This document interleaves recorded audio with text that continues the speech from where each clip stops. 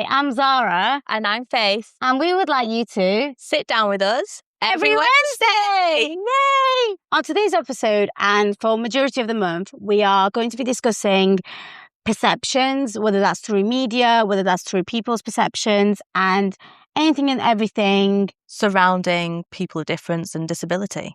Yeah. Basically.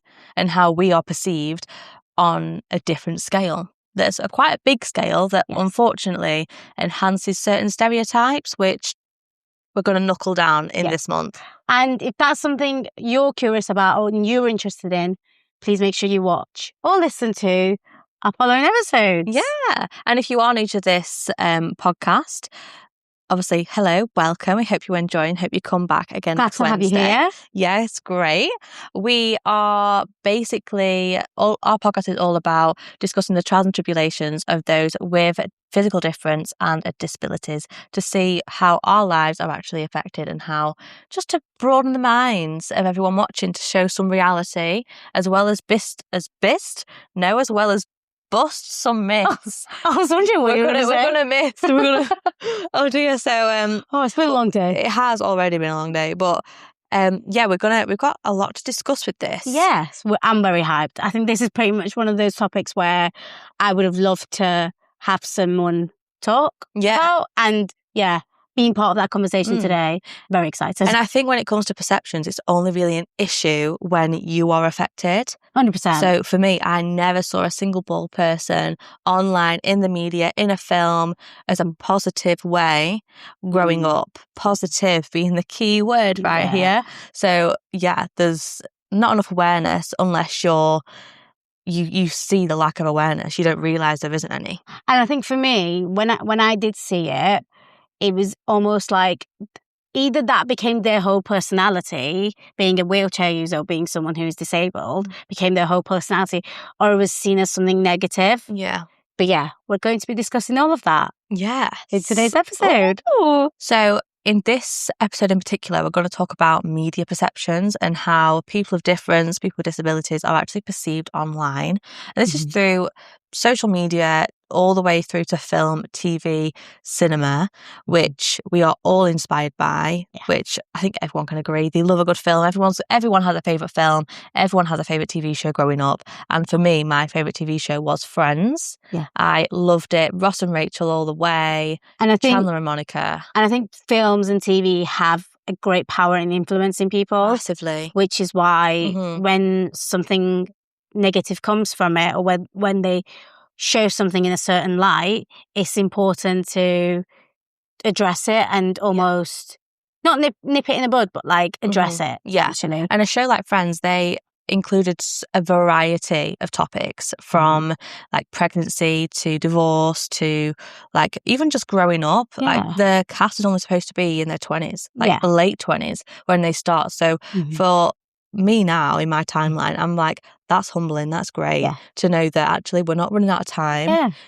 We're only on season 1 of Friends, guys. Exactly. It's good. So it's a good vibe. And I think with Friends, it was very prevalent how it was filmed in the time it was filmed, because I think now if it was filmed, some things might not have been said or done. And that just shows how far we've already come. Yeah. But it already shows how I was shaped as a kid seeing certain episodes. Yes. So I saw the episode where basically Ross was set up on a date with one of Phoebe's friends who was bald.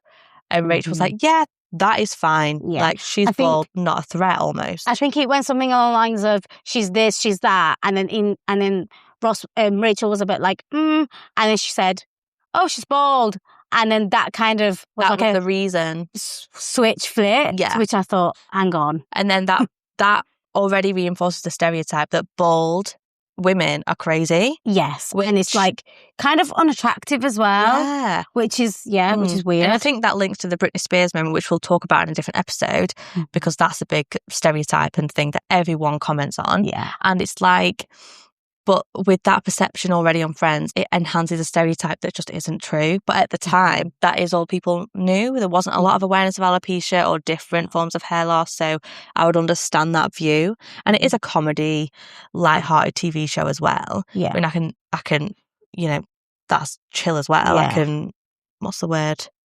laugh about support that, laugh about that, that's fine.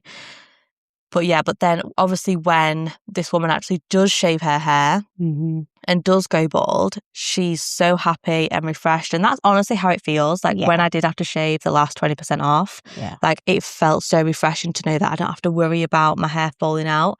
Obviously in her case, her hair wasn't falling out. It was a choice. It was a choice. Which is also beautiful as well. And I see a lot more women nowadays doing that just to almost reset their hair if it's really damaged. Women do that now as well. It's quite common, which is nice. But I think for this, when she did shave her head, it was like, oh my God, what has she done? End of the world. My goodness, like end of relationship. And so that scared me going into relationships. Like, I have to wear a wig. Like, I have to have hair to be beautiful. And I think, again, I understand it was years ago and it was a comedy effect for the show. But there's just some things that's not funny. And I just think, obviously, they have to make a joke somewhere, and it does explain what the times were like back then and how much we have grown from that. But that episode is one that just triggers me so hard. When it comes on, my partner like skips it. Like, really? We don't watch them two now because it just bothers me way too much because of how far I've come. And that it's just so outdated, that episode. 100%. But a few episodes are very outdated, but that one in particular for me, and I'm sure a lot of other alopecians can agree as well, is just very outdated. So and I think a lot of TV shows back then, I can't remember a lot, but I remember watching a reel of a woman who's put a collection of different TV shows together.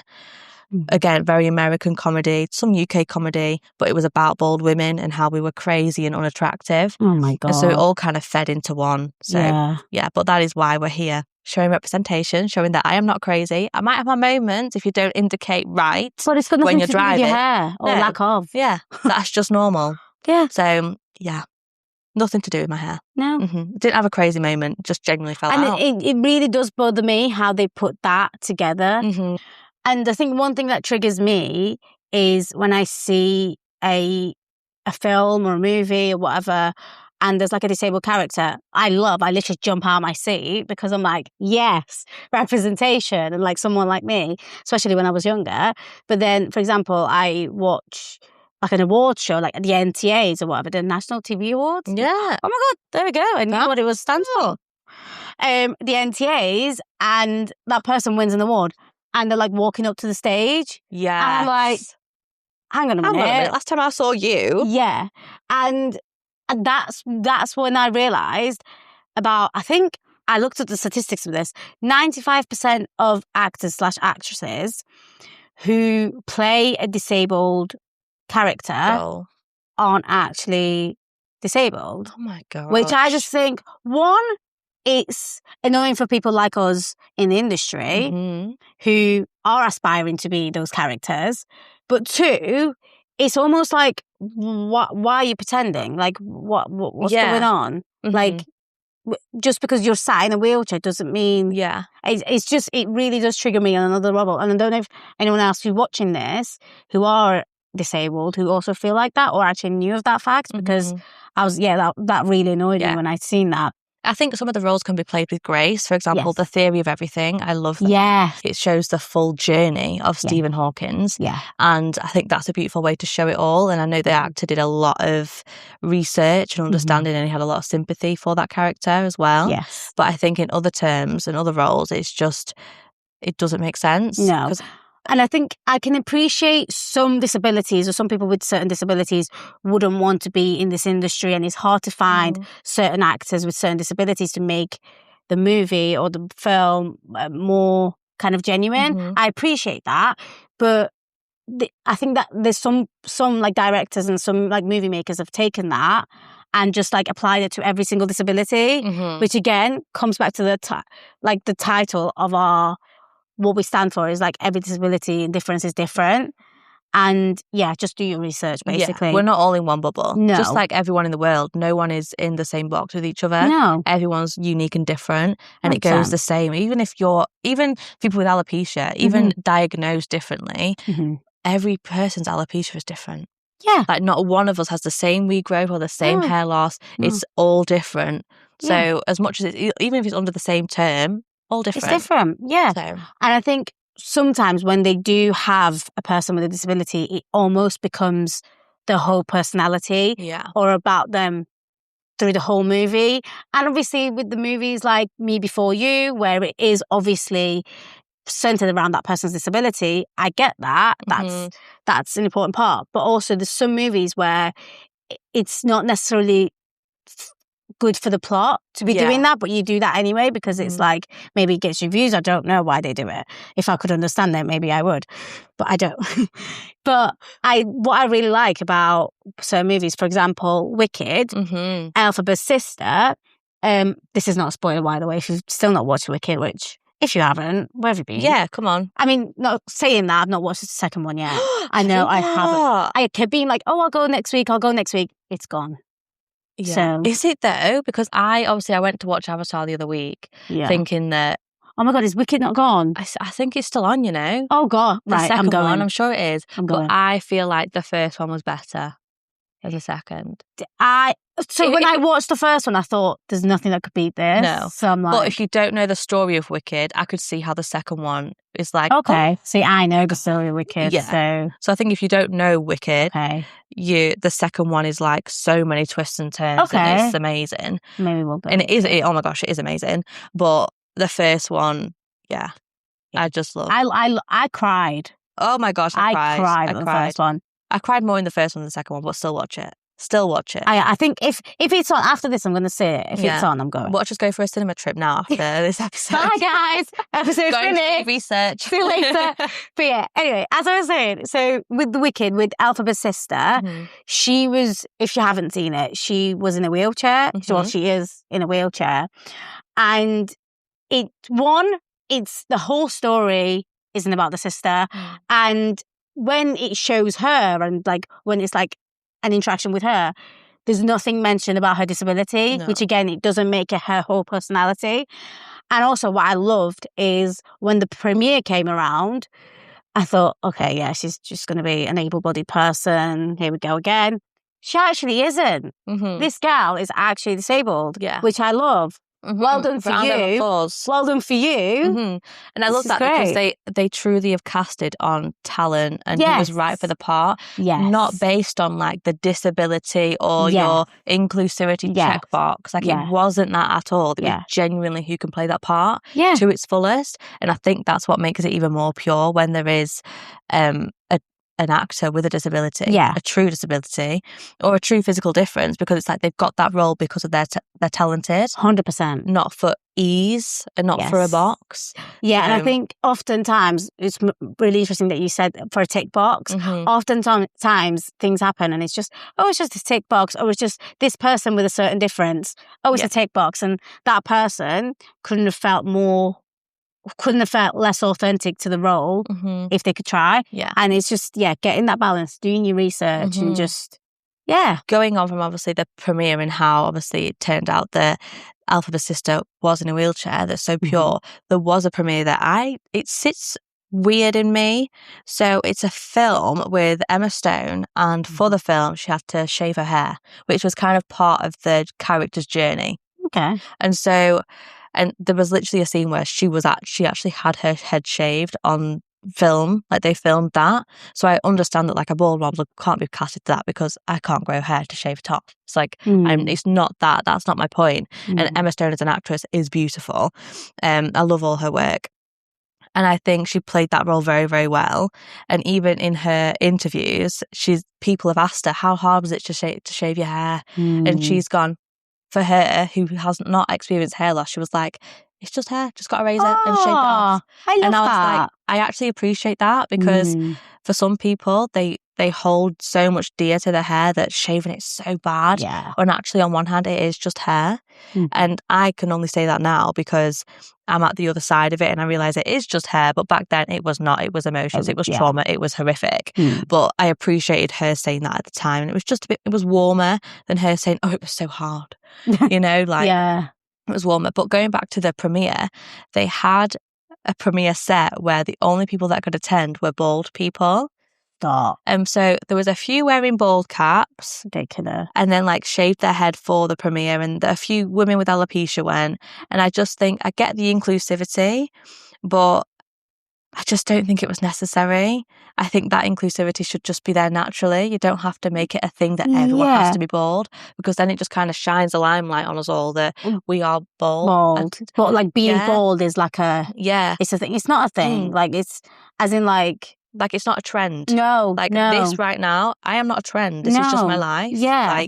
And I think then turning it into a trend, which has happened so much, which we'll talk about again within the month. Yeah. That it's like the bald cap isn't a trend. It's you're actually impersonating what someone looks like. Yeah. And I think if you did it with colour, that's not okay. No. Like imagine, I'm sorry, I'm saying this as I think I can consider myself as brown.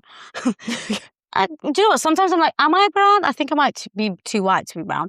Anyway, white as in like colour-wise, not as in person. Anyway, I'm Iranian, I'm brown. All right.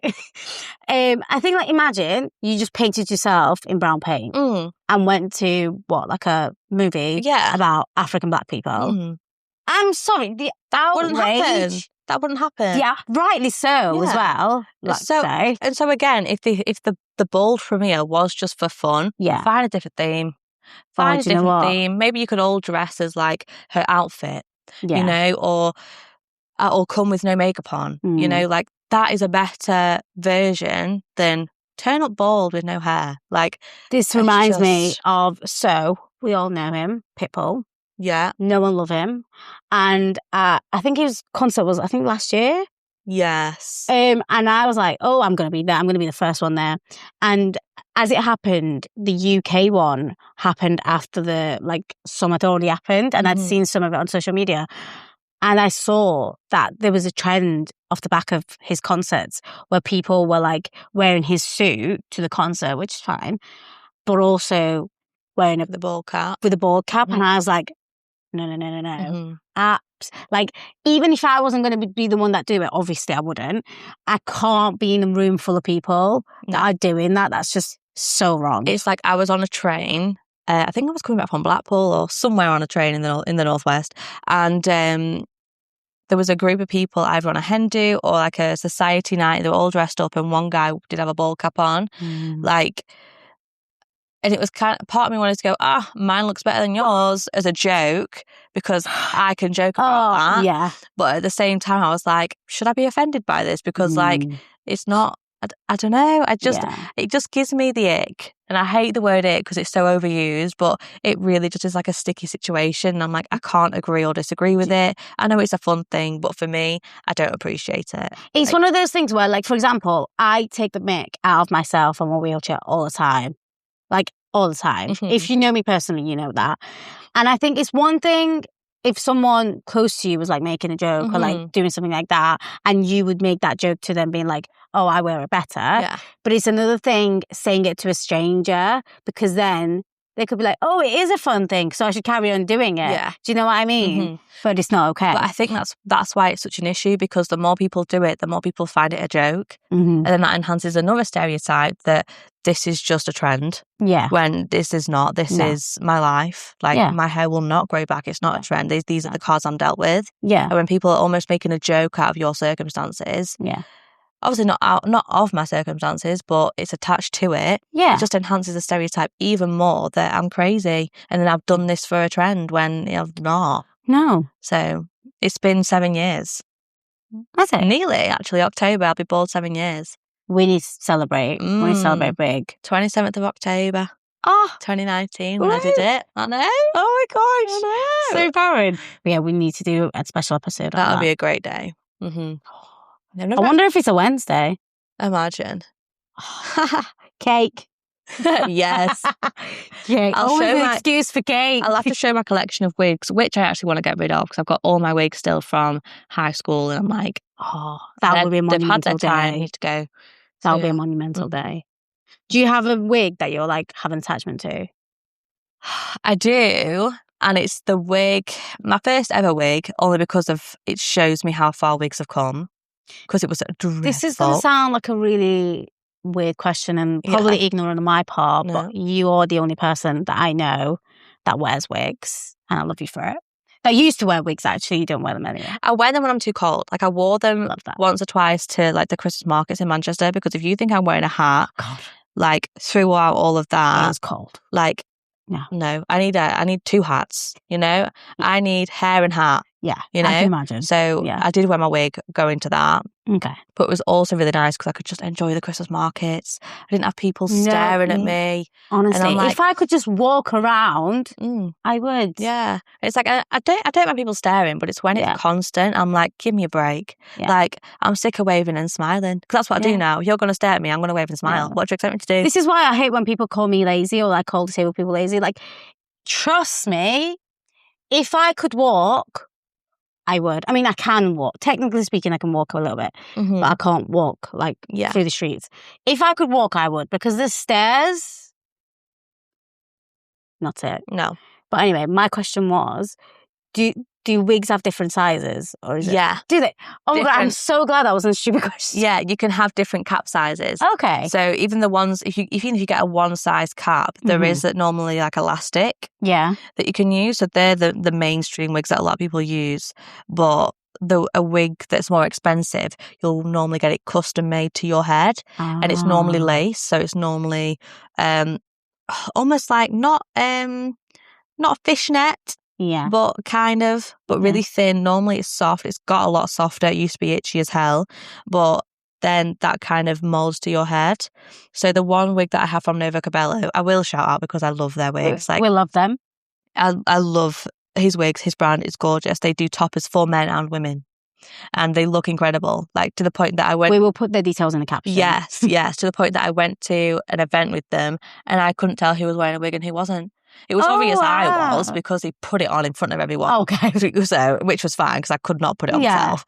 And but that wig has a membrane on. So the membrane would eventually, if I wore this wig every day, it would have molded to my head.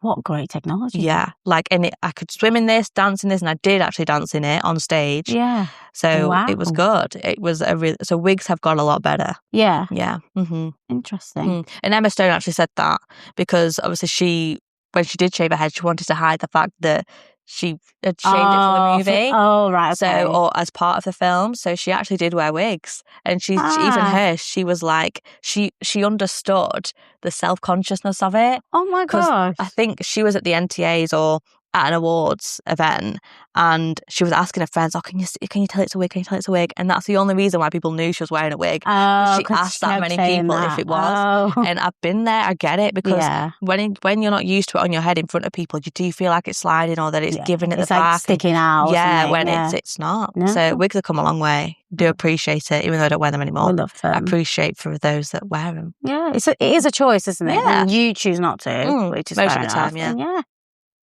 Do what you want to do. Do you. Do you. Do you. I think another sort of, this is not necessarily media, but it can shape media. Mm-hmm. And I think one thing I see is Barbies. And as we've all loved Barbies growing up, I personally loved a Barbie. I still have a Barbie somewhere in my bedroom. Yeah, I love her. I mean, she's been through hell and back, dragged to the hedge backwards, but she's still alive. She is still alive in her original outfit, and we love her for it. But one thing I love is seeing how Barbie has evolved in terms of different shapes and sizes. Yeah. So, like, we've got Barbies in wheelchairs now, which it was a great moment. So I'd seen Barbies in wheelchair, and I'd like always like being like cute, gone past it, and like never really got it in like a, oh my God, like this is great kind of thing. But it is, but like I never kind of, because obviously when it happened, I was way old that time. So it didn't really mean that much.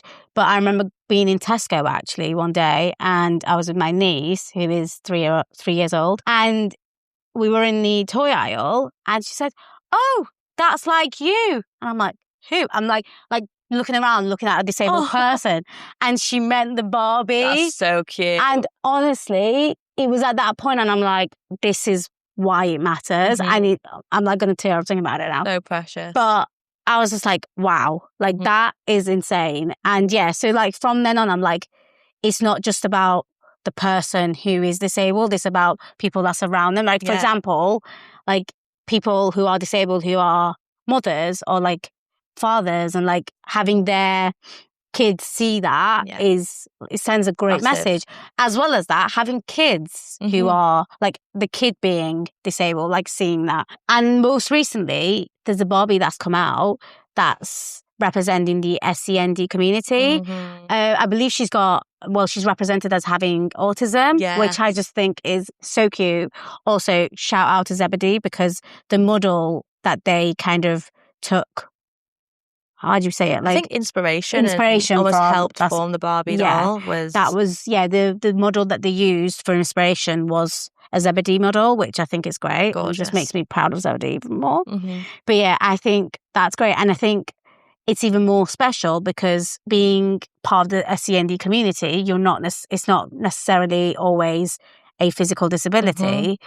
And it's just interesting that they've managed to show that through a Barbie, even though it's not something physical. And I just think it's great. And I'm sure it means a lot to people who are within that community. And I just love that. And yeah, I think that's all come from more awareness as well. Definitely. So yeah, it is very lovely. I think it's just nice because because I remember like maybe like 10 years ago, 20 years ago, you would not even see a different color of a Barbie. Like it was all white, blue eyes, blonde. And slowly it went to brown, this, that, maybe, different style and different heritages of Barbie and dolls. And now, like being in a place now where disability is part of that, it's just really nice because they are acknowledging that disability is a thing. And it's just really nice. And it makes me really happy this is going to sound really weird, but like makes me really happy for the younger generation seeing that. To be fair, because of the awareness, it is so like vital for the younger generation to see that, because that will start to shape their awareness. So 100%. Because I was once teaching at a dance school near me, and one of the children, when I was leaving, her mum came up and told me that she tried to shape her hair to give it me. And she wanted to look like me, like she wanted to give me her hair. And I'm like, that's so pure, because she didn't need to do that. And she's never met another bald woman before. But she like actively wanted to give her hair to me so I could have hair. And it's like, and I've had that a few times off kids when like their awareness of it is just, they've never seen this before.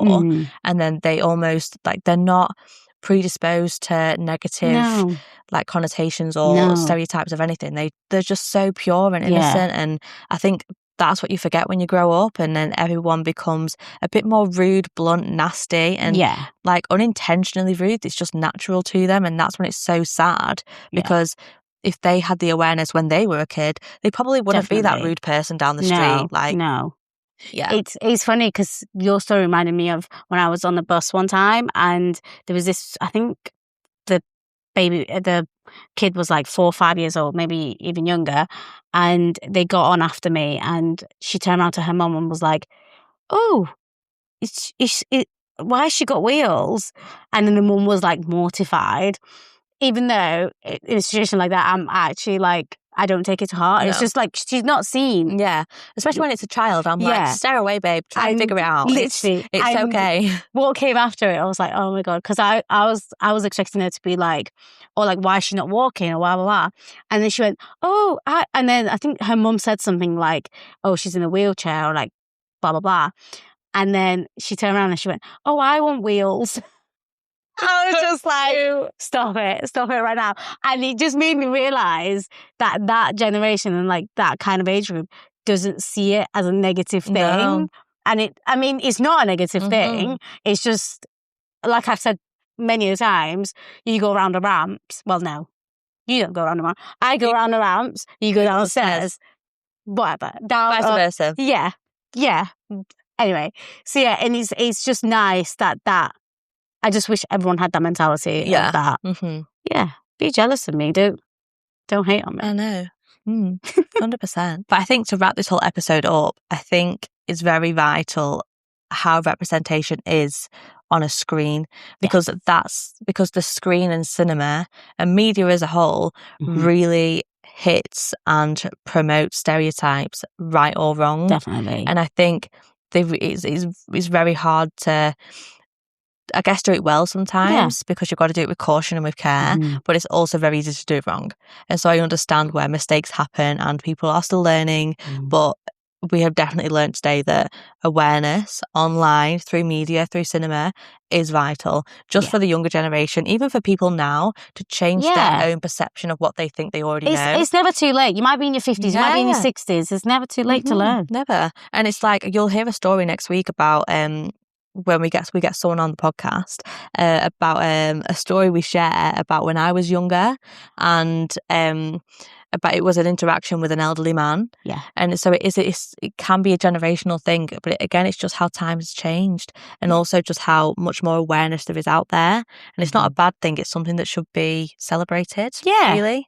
It's, Oh, I don't have anything to add to that. It was beautiful. Yeah. And I think in a world where there are so many trends, there's so much fakery online. You know, we've already said that AI is so hard to distinguish nowadays. Yeah. It's like the need for authenticity is even more. Yes. So I think if you're going to have like a disabled character in a film, like really look into actors that have a disability. 100%. And like it has got better. I mean, on Emmerdale and Coronation Street now, there are actors that have Down syndrome. Yeah, I love that. And I think it's so beautiful to see that, because that is normal life. Yeah, like when you go down the street, you might see someone who's got Down syndrome. You might see someone in a wheelchair. I mean, it's not, maybe it's like 1 in 10, but they are there. We are around. Like in the world, you go through natural walks. You see natural walks of life, and not everyone is the same. No. And so I think so that's if you're gonna do a film or do something that's about real life or could potentially be a real life thing, do your research. Do your research. But also, don't be afraid to include us. Yeah, please. And on that note. Thank you so much for watching. Yes. Listening. I hope you've enjoyed. We've discussed a lot. It got a bit heated back there. I know, didn't we? Like I said, I'm very passionate about this month's episodes and this topic. So yeah, we might be throwing hands. Rhetorically, of course. We're not violent around here. But yeah, if you enjoyed watching, please leave us a review, comment, like, all that jazz. Yeah, share it with your friends. Yes. Oh, we just said the same thing. Wow. We're becoming one. We are becoming one whole.